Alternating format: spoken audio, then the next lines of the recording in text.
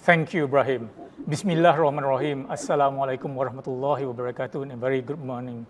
Welcome back to this special session, Fireside Chat with Yang Berhormat Dato Sri Mustapa Mohamed, Minister in the Prime Minister's Department for Economy.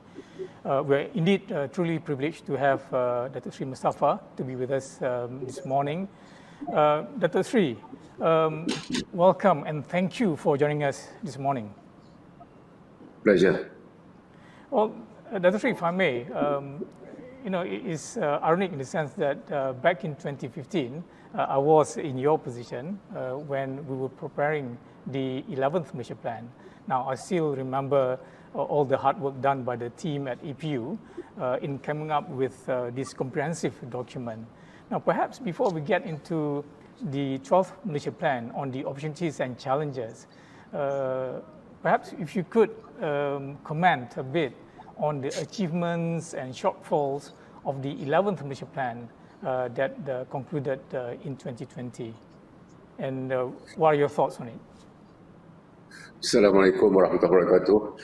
Very good morning and thank you, Tan Sri. It's a pleasure for me to be in this very important conversation. Of course, 2020, 2021 were very difficult years, very challenging years, and 2020 was the end of the 11th Malaysia Plan period. In all plans, you have targets.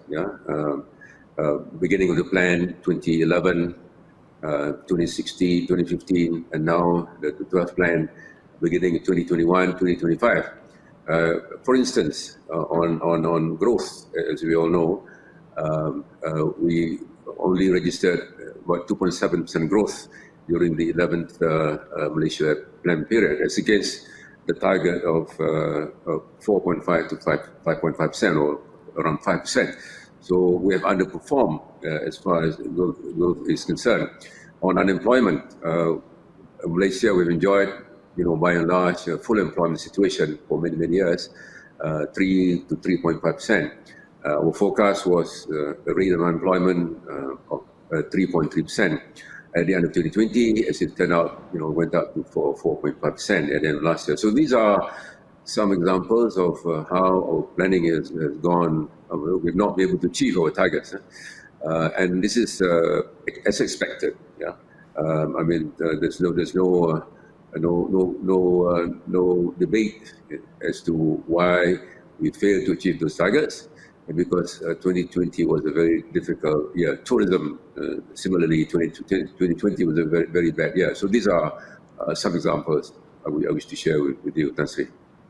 Well, indeed, Dato Sri, I think one must appreciate the impact of COVID-19 with contraction of 5.6% of GDP in 2020. Obviously, that affected the number. But I suppose if you were to take out the 2020 GDP contraction, actually the average growth for that 4 years would be 4.8%, which is slightly below the point. Yeah. So yes, indeed. Yeah. Thank you. So I must say that as we look into the 12th Malaysia Plan, I must say that I do like the theme, prosperous, inclusive, sustainable. Now, it reminds me of the new economic model 2010. Which has got the three main pillars of high income, inclusive, and sustainable. So could you perhaps share your thoughts on the theme and how that came about, and what are the opportunities and challenges from your perspective?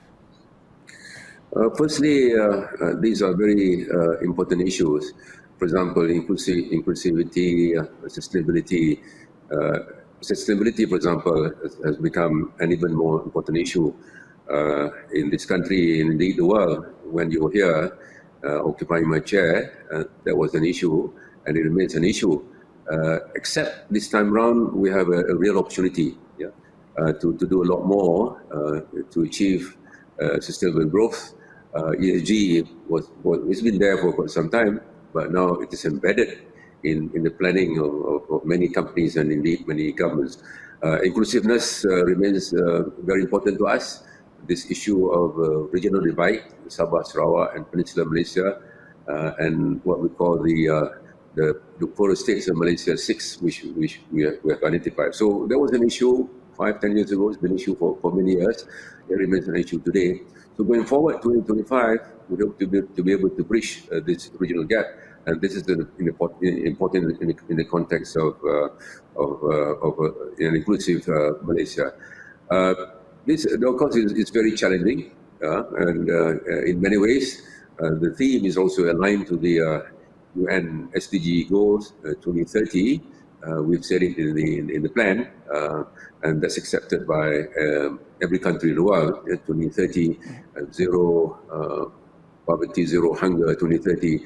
So the theme, the 3 words used in the theme, have been around for quite some time. They remain relevant, and I believe going forward, this is going to be relevant until 2030 at least, and perhaps beyond that.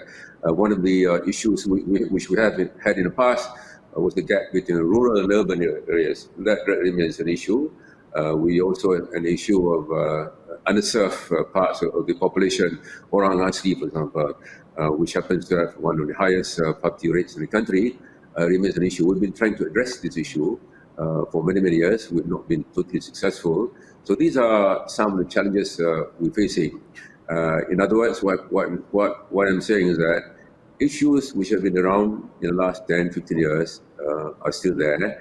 But the difference perhaps is that we realize that it is, even, for example, in the area of sustainability, it has become even more urgent for us to come on board and embrace this whole agenda of YBhg. If we don't, we'll miss the boat, and that's going to be very difficult for us to be part of the world economy. So this is that's one difference. It's become more urgent now than it was, say, 5-10 years ago. Oh, thank you, Dato Sri. If I may perhaps deep dive into each element of the 12 Malaysia Plan, prosperous, inclusive, sustainable. So if you talk about prosperous, obviously one tends to talk about the economic growth. So it's about increasing the economic pie, if you like. So the document has set a target of growth of 4.5% to 5.5% for the period 2021 to 2025. Now, I must say that some analysts have said that the target is relatively optimistic, given the fact that we're just coming out from the pandemic. So perhaps you can comment on that. And are there any particular sectors that will be driving the growth in the economy? Firstly, on the targeted rate of growth of between 4.5 to 5.5%, yes, indeed, we have received some comments telling us that that number is a bit too optimistic. But let me give you an example. This year, I think there's a general consensus that we can achieve 3% growth with the opening of the economy. Now there's interstate travel just began yesterday, on Monday. This is on Monday here. So that will be a boost to tourism, of course, and small and medium enterprises. And next year, you look at World Bank, IMF, and other various organizations. Many are forecasting growth around 6% for the country. So 3 plus 6, that makes 4.5. So I'm just giving you an arithmetic simple example. But of course, going forward, we cannot forecast with any degree of certainty what's going to happen beyond probably 2022. There's some certainty as to what might happen, but beyond that, we don't know what's going to happen. So in our view, we think it is realistic given the performance this year and next year, and assuming this will continue for the next 2-3 years beyond 2022. And secondly, we believe with policies being put in place, reform, for example, productivity is one, micro, small enterprises, government expenditure, the level of deficit, we believe that this will provide some push to economic growth. The other is we have been enjoying the fruits of good recovery in exports. The first few months, first 6 months of this year have been outstanding in terms of export. The external sector has done well. The E&E sector has done well. So in terms of drivers of growth, we believe manufacturing continue to be a big contributor to economic recovery. Investments appear to be moving up, and as well. So the external sector promises to be quite good in the next 1 or 2 years at least. We're doing a lot of things in the area of digitalization, for example, when it comes to micro, small, and medium enterprises. A lot of funding has been extended to make sure that our SMEs remain afloat during the pandemic, although some, have not been able to survive. But so these are, some of the drivers of growth. Manufacturing certainly, micro, small, medium enterprises, plus construction activity, we believe will revive. Construction has got lots of linkages in the system. So those are some of the main drivers of growth. We believe 4.5 to 5.5% is doable. It is a range, of course. 5.5 will be a bonus, but we think 4.5 is achievable at least. So that's why we have that range of 4.5 to 5.5%. Thank you indeed, Dato'. I must say that I'm similarly optimistic, cautiously, of course. As I mentioned in my speech earlier, I think for 2021, with the reopening of the economy in the fourth quarter, we reckon there will be a lot of pent-up demand, both domestically and internationally. And we reckon that the growth will be more towards the 4% rather than the 3%. And I think for next year, certainly I'm very much aligned with Maybank's own forecast of 6% as well. So I think if you have that 4% and 6% for 2021 and 2022, I think the range being forecast under the plan should be achievable, inshallah. Now, if I may, one of the main drivers of growth will obviously be the development expenditure. Now, I think in the past, we have always been spending around 250 billion ringgit or so. That means about 50 billion ringgit in terms of development expenditure per annum. But this 12 Malaysia plan, the figure quoted is 400 billion ringgit, which is significantly higher compared to the actual spending of 249 billion ringgit under the 11th Malaysia plan. Now, if you could perhaps share with us the huge increase, what's the main contribution towards that, and what is the actual value of the 50% allocated for the 12th Malaysia plan basic development expenditure for the less developed states, and whether there's any particular breakdown for allocation by states versus the 11th Malaysia plan. Thank you. Tan Sri, as you know, we have now adopted the rolling plan approach, meaning the bids and the allocations are provided on an annual basis. Those years when we started the planning process in this country, the government would identify an amount, a fairly fixed amount for the whole plan period. The 400 billion, of course, is meant to be for the whole 5 years, and that has got a few components. Firstly, you're right in terms of amount. What was spent was 248 billion during the 11th Malaysia plan period. And it is in the public domain, and we have said it, that in the 12th Malaysia plan is going to be 400 billion. That amount has, as I've said, a number of components. One is what we call, more than half is what we call basic development. That will be the conventional type of programs and projects, such as construction of roads, hospitals, bridges, hospitals, those kind of things. That's what we call basic development. There is also maintenance expenditure, which we believe should be in the development category because it adds value to the project. So this is another area. Another would be some of the PPP projects, where that's also development. Some of these projects are already completed and some are still going on. So this is a rough idea of what we have. In terms of exact breakdown, we're in no position because, as I say, the way the development budget is structured now, it is done on an annual basis based on the budget. So 400 billion is a projection. If it is more than that, of course, it is a bonus. If it's less than that, it can be considered to be another achievement. And there are upsides and downsides.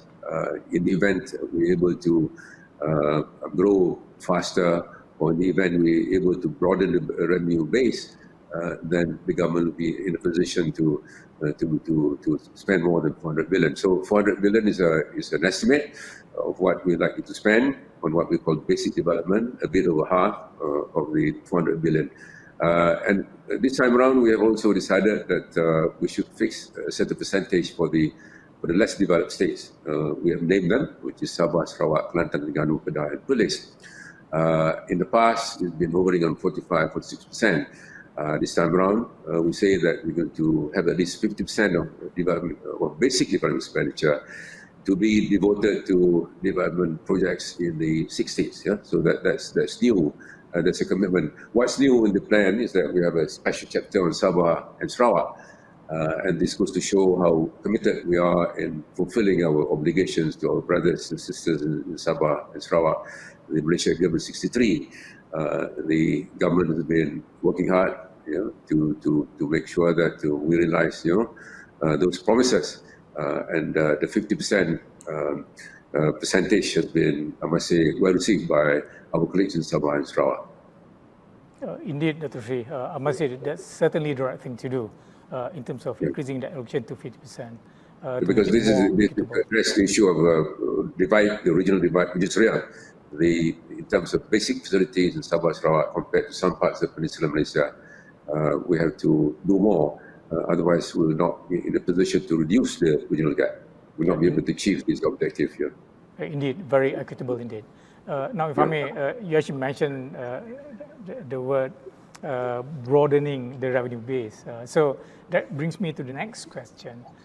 So there is that medium-term target to bring down the budget deficit to between 3 to 3.5% by 2025. Now, obviously, on one side, you have a huge increase in the development expenditure. On one side, you want to reduce the budget deficit. So that will suggest that there will be that prospects of broadening the revenue base. So does that mean that the government is looking at reintroducing GST, or is the government looking at introducing capital gains tax or windfall tax or any other forms of new taxes? Let me address that from two angles. Firstly, our Malaysian people, of course, all of us would love to have better facilities, better hospitals, better schools, not just in terms of quantity, but quality.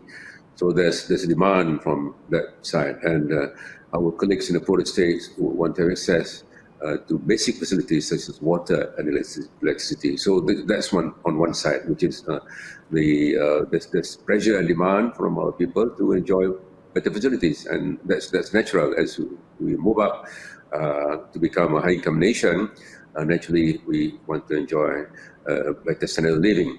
On the other, you have the revenue side. So on the one hand, you have the need to provide better facilities to our people. On the other, you have revenues which have not been expanding as fast. You look at tax buoyancy, for example. The tax to GDP ratio compared to our peers in the region has been declining. And this is something that is cause for concern. So on the one hand, you have Malaysians aspiring to enjoy a better standard of living.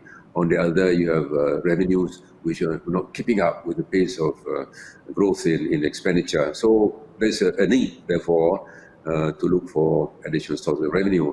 There are two ways of doing it. One is to tighten up the machinery, to make the tax collection machinery more efficient, which is a continuous process, of course. The other is to look for other sources to diversify our base, revenue base.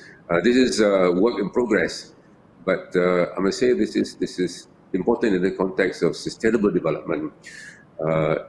It's in the context of fiscal sustainability as well. As you have rightly pointed out, 2025, we aspire to bring down the deficit level 3.5% of GDP. Mind you, before that, we have a more ambitious target. A few years ago, we were striving for budget balance. That's not in the government's planning for the moment. We have said it in the public domain that 2025, the budget deficit would be around 3.5%. and that's reasonable. I mean, going down from 6.2 or 7%, to 3.5 is quite a big consolidation, but it is impossible to achieve budget balance. We believe it's not the right thing for Malaysia to do, to have this budget balance. So we believe this is a modest ambition, 3.5%, in the context of earlier target of achieving budget balance by a certain year, and we believe this is reasonable in the context of higher demands for the Malaysian public. So it is important, therefore, for us to broaden our revenue base. As I said, this is work in progress by relevant people in the Ministry of Finance. Not too sure when the decision will be made, but as mentioned a few times by the government, this is not an opportune time to discuss higher taxes. I mean, we're still in crisis mode, but there will come a time when we have to revisit the whole issue because it's not going to be simply not sustainable. I mean, indeed, very much understandable.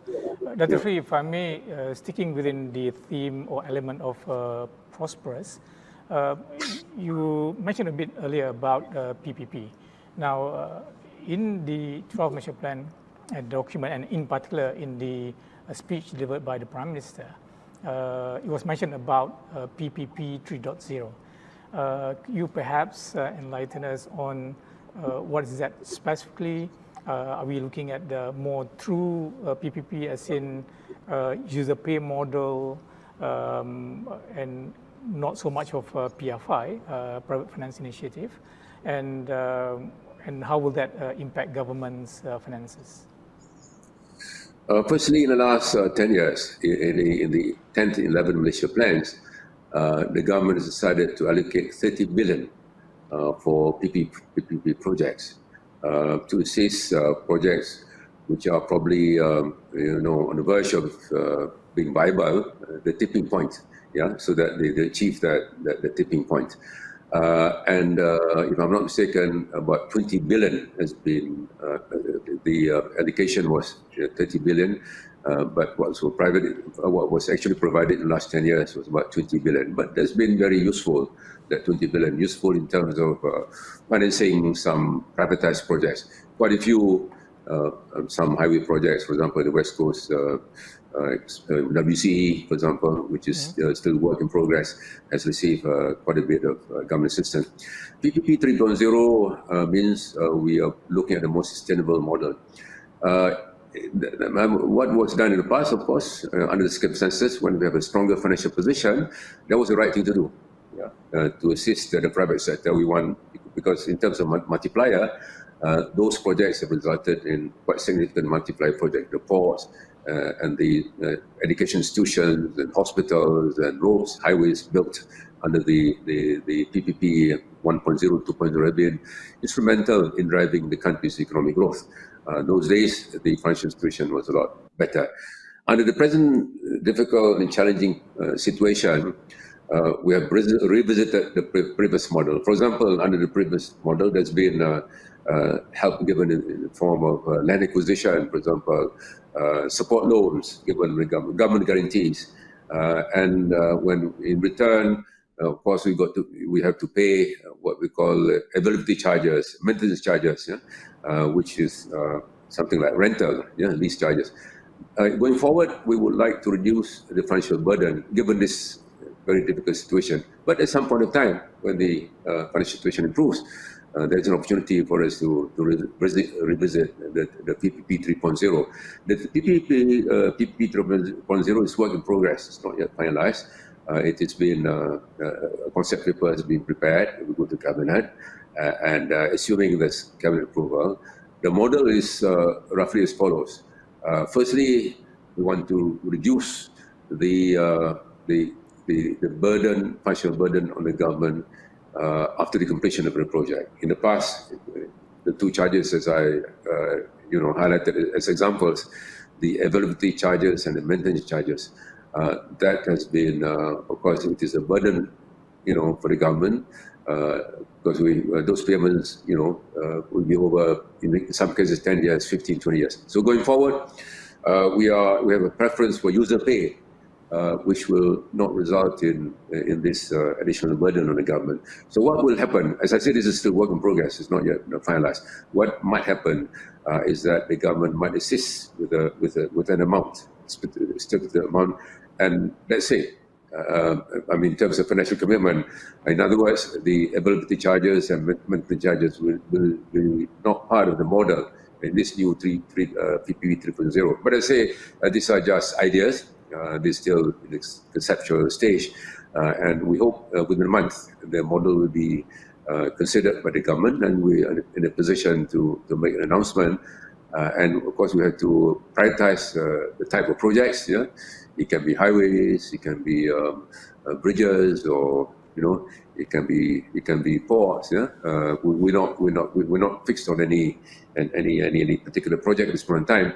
But the general principle is number one, there'll be some. We are thinking of providing some one-off assistance. Number one. Number two, the implementation of the project will not result in an additional burden on the government in terms of paying for those lease payments. In other words, it's going to be some kind of a user pay kind of approach. It's still work in progress.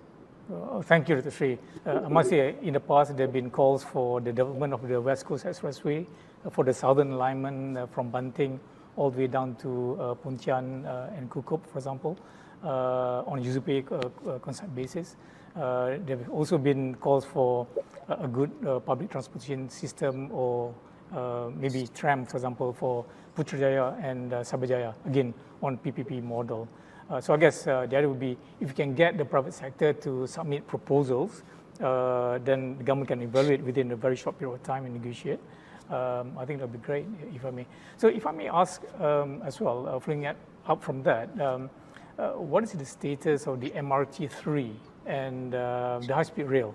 There have been a lot of interest from analysts asking about, are these projects going to happen, and what will be the impact on government's finances and so on? There's been proposals submitted to the government, a few presentations on the MRT3 project. In terms of need, the need is there, but it's got to be, the model has got to be carefully looked at.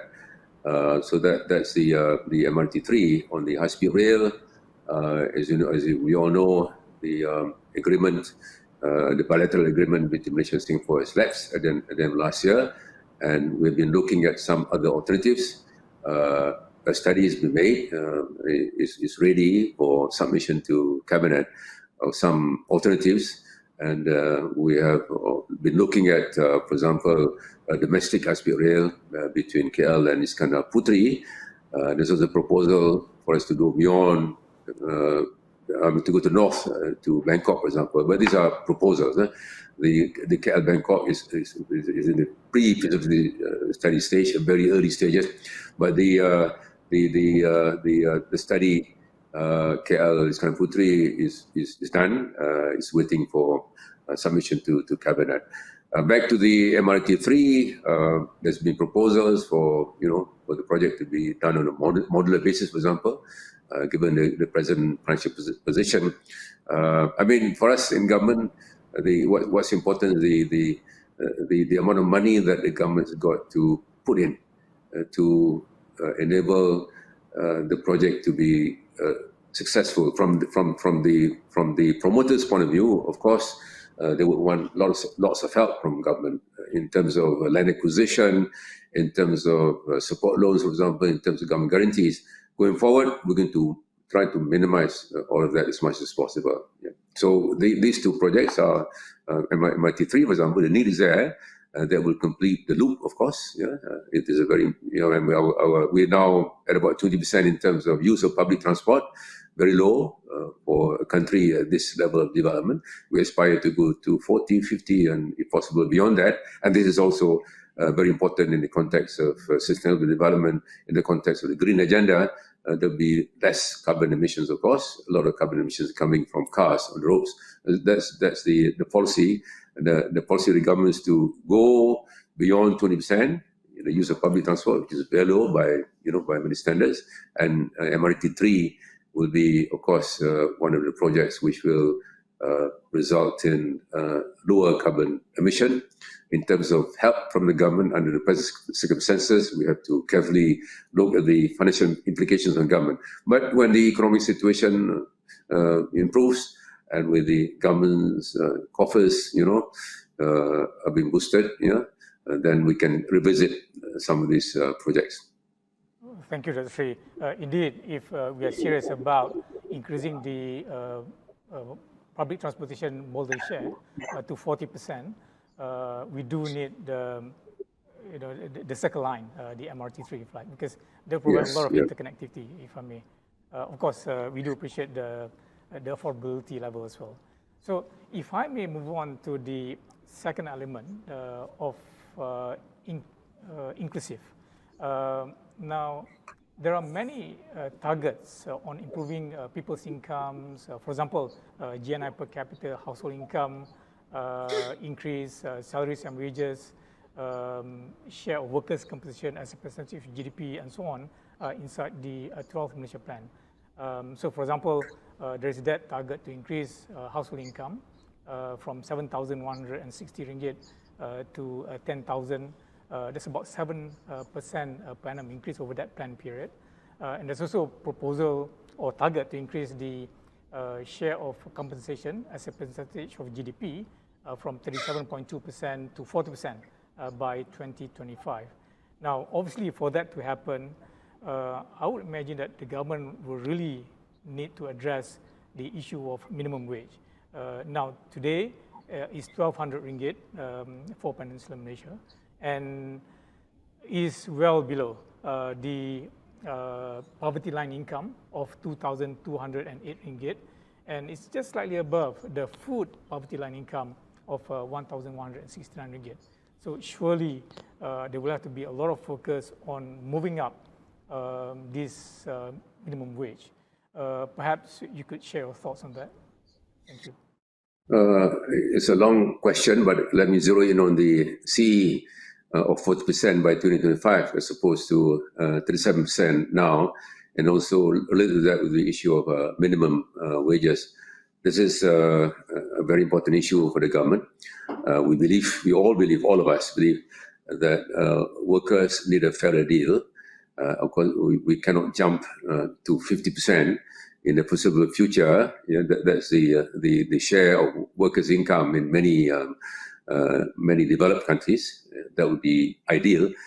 So we believe we have to do that in stages. And 37 to 40, although it's a realistic target, but there's some challenges. Firstly, on the income, household income, your view on the living wage and the minimum wages. I just want to explain, as you know, when we measure income, is household income in the context of poverty. It's not what a person earns. A person in a household might have another person who's working. When it comes to calculating the income, is household income. So a person might be earning 1,200 per month, but the wife might be working and he might be doing some side business. So this is a matter of clarification. So the 2208, the PLI, poverty line income, is household income, not individual income. And this is a small matter. But the main thing, I think, issue of minimum wages, and secondly, issue of CE of 40%, compared to 37% now. We want, when talk about a fairer distribution of wealth, this is very important. We have to make things happen, and we know it's not going to be easy. It's got to do with training. It's got to do with skills. It's got to be preparing our people, our youth in particular, for jobs of the future. It's related to minimum wages as well. For a household living in a city, earning say 2,000-3,000 ringgit a month, we know there's been many studies done, including by our Bank Negara. We know that people, household of 4 or 3, husband and wife plus 1 child or 2 children, difficult to survive on income of 4,000 to 5,000 ringgit. This is, we know that it's difficult to survive in Kuala Lumpur. So going forward, yes, it is very challenging. We have, in a way, lost inverted commas 1 year. This is October 2021. We actually have 4 years to achieve that target. Yeah? So we have to work extra hard. But as a nation which believes in a more equitable income distribution, as a nation which believes that workers need a fairer deal, it is important to have this aspiration of 40% CE compared to what it is now, 37%. And as a nation which aspires to be a high-income nation, mind you, we have missed the target. 2020 was the year, December last year was the year when we were supposed to be a developed nation. Yeah? Of course, according to our own, definition of developed nation status. We are now about 20% lower than the World Bank definition of a high-income nation. And going forward, we have 4 years to go. We believe we can get there by the year 2025. But that has got to go, you're right, that's got to go with a holistic approach, not only minimum wages, but it's got to do with training, upskilling, reskilling. It's got to do with investments as well. We need to attract the right investments into the country. We've been talking quite a bit about the national investment aspiration.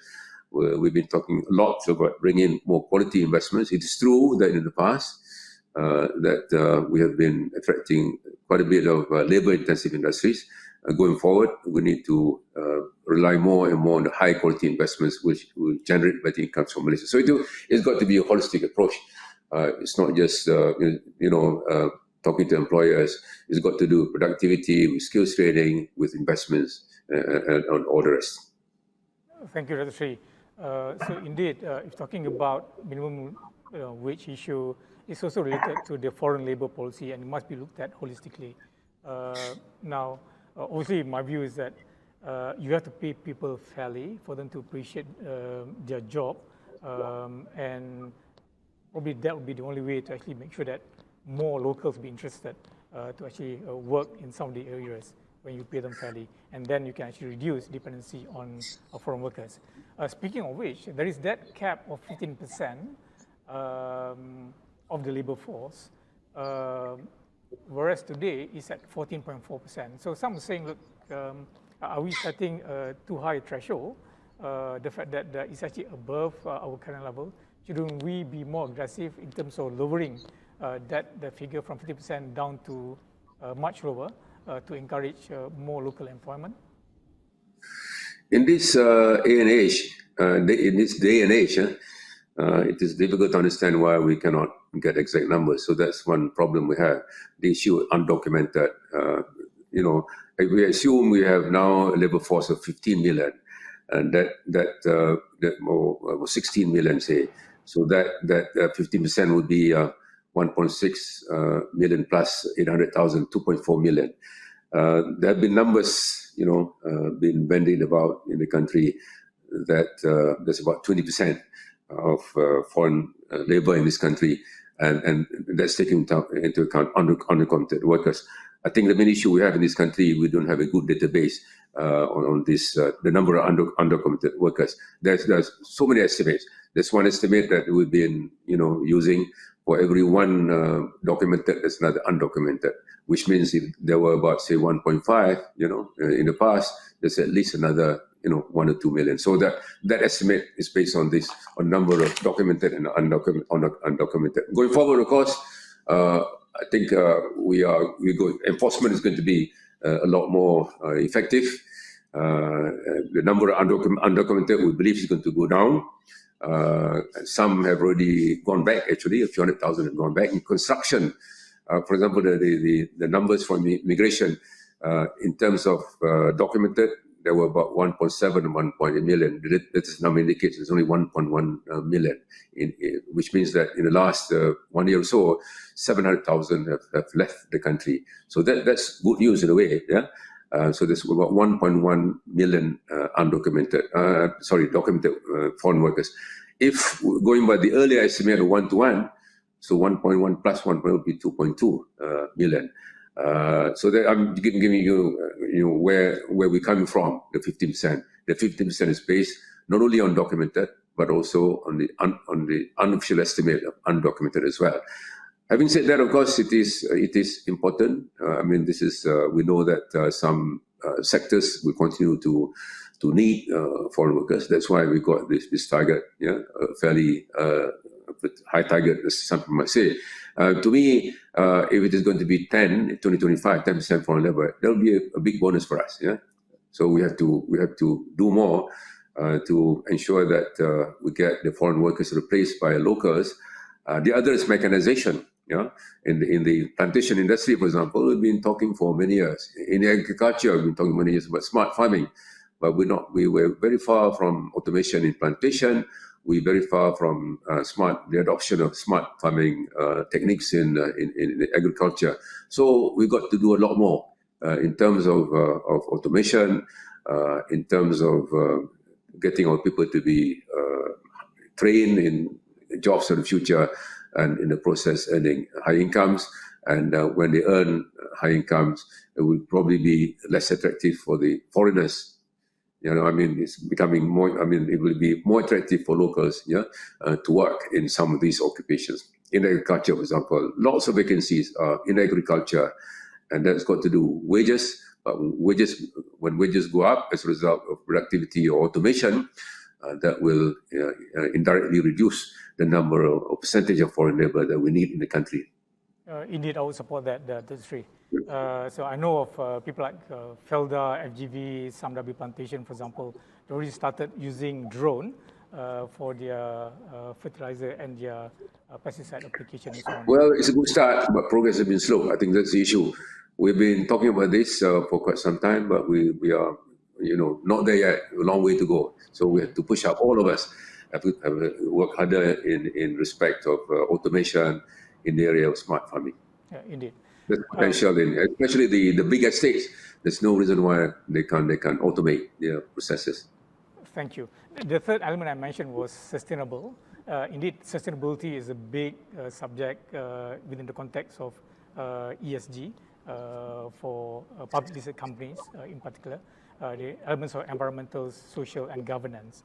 Now, I just want to say that it's great that the government has committed to be a net zero greenhouse gas emissions country as early as 2050.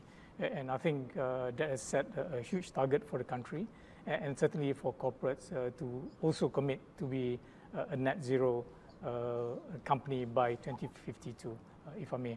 Now, if I can move on to the next topic of CPTPP and RCEP, what is the status of Malaysia's ratification of the Comprehensive and Progressive Agreement for Trans-Pacific Partnership, CPTPP, and the Regional Comprehensive Economic Partnership Agreement? Our senior MITI minister has said it in the public domain that we will ratify RCEP hopefully by the end of this year. And CPTPP was involved in both very much in my previous position. I know how challenging the two agreements are. RCEP took many years, although it's within not too many developed countries. Basically ASEAN plus 5 or plus 6. Yeah. So RCEP is I think is going to be ratified. Yeah. But it depends on the laws. All these agreements require amendments to our laws.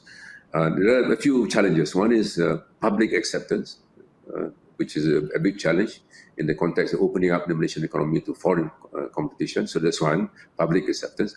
The other will be amending some laws, the labor laws relating to intellectual property protection, for example. So that's work in progress. There's been progress on RCEP. On CTPP, I must say we are not there yet. There's some progress. To be fair, MITI has been working very hard on that. As I said, the two major challenges which we need to overcome. One is getting public buy-in. Secondly, to make sure that some laws changes. And if those two are done with, then we will be able to progress a lot faster. So RCEP we're almost there. CTPP is still work in progress at this point in time, from my understanding. Thank you, Dr. Sri. I'm now down to the last question, which is about execution and accountability. So naturally, like with any other plans, it is actually very important, while you have great plans, the ability to execute and ensure accountability must be there. So how do you ensure that this plan will be well executed and there will be accountability in terms of making sure that there are no leakages and costs are reasonable and so on? Indeed, there's been a lot of comments and feedback on this issue of implementation. Well and good, the plans are, done beautifully in terms of targets, in terms of aspirations, but implementation is always an issue. In this country, fortunately or unfortunately, we've not been able to deliver 100%. We have done well, to be fair, but there are some weaknesses which we need to address. And one area would be the silo mentality, for example. Another area would be the need to get the support of everyone. Now we're talking about the whole of nation approach. It's not just the government, private sector, it's also civil society organizations. We have said very clearly that we'll get the CSOs to be involved as well in telling us, what's not achieved or where we've gone wrong. So we believe with the involvement of this approach of whole of nation approach, we believe that we're going to be making a lot of progress. The Prime Minister will be chairing the National Implementation Council, which will meet in about a month from now. EPU is secretary for that, and we need to mobilize every ministry, and we need to get our friends, in the private sector to be with us as well. That's in the area of implementation. Accountability is another. We acknowledge that there are weaknesses in the system, tender procedures, processes, leakages. The government remains committed to make sure that we'll be able to address these leakages. Accountability, we need to enforce. We need to be more committed in terms of enforcing some rules and regulations. We've learned quite a bit in the last plan, and also a number of other issues in the past, and we are wiser now. Hopefully we are in a better position to address issues which we failed to address in the past. So in summary, in terms of implementation, we acknowledge the feedback coming from various segments, including the private sector. We value those feedback, and that has made us even more committed to make sure that we deliver on some of the promises in the area of accountability. We are committed to make sure that there will be no leakages. The 400 billion to be spent in the next 5 years. That's our target for development expenditure. It's not just development, operating expenditure, and other expenditure. We know that this is in this day and age of transparency, accountability. We need to back up, and we need to do a lot more to get public confidence. As in a democracy, we realize that we have to deliver. Number two, we have to make sure that we are fully accountable to the public. And we have now in Parliament, quite a robust Parliament we have. Lots of criticism has been leveled against the government, and we value some of this feedback, and this will inspire us to do a lot more to ensure that our plans are better implemented and there's greater accountability. So thank you, Tan Sri, for this opportunity, and we hope that that will provide some clarification to some of the issues, and we will be working very closely in many other areas, especially in the area implementing some of the goals prescribed in the 12th Malaysia Plan. Thank you very much, Tan Sri, for this opportunity. Well, thank you, Mohamed, Dato Sri. Very comforting, very encouraging to hear that. You've been very generous with your answers. If I may trouble you, do you have any final message you would like to convey to the audience? So we have institutional investors, retail investors, corporates, or the CEOs, and the public. Any particular message you would like to convey? We have learned a lot during the pandemic. Some of our systems have been tested. our health system, for example, and we've done well. We have done well in delivering the stimulus packages, 8 altogether. So it is time to reform. It's time to regain some lost ground. It's time to make some structural changes, and those changes have got to come not only from the government, the private sector as well. In the spirit of keluarga Malaysia, yeah, we all one nation, one country, one family. We work closely with the private sector, and then we look forward to getting feedback on a regular basis from our friends in the private sector and also from CSOs. So this is a time for us to not only to look back, but also to make sure that we are on a sound footing. Yeah, we aspire to be a high-income nation by 2025. This time round, we have to make it, and inshallah, we'll make it. Thank you. Well, thank you, Dato Sri. So indeed, let us all play our respective part, be constructive, and truly embrace the spirit and intention of the Rukun Negara. I think, inshallah, this country of ours will continue to progress, if I may. With that, thank you so much, Dato Sri. Thank you to all of you for listening in. I wish you a very productive session ahead. And I'd like to hand over back to Ibrahim Sani. Over to you, Ibrahim. Thank you.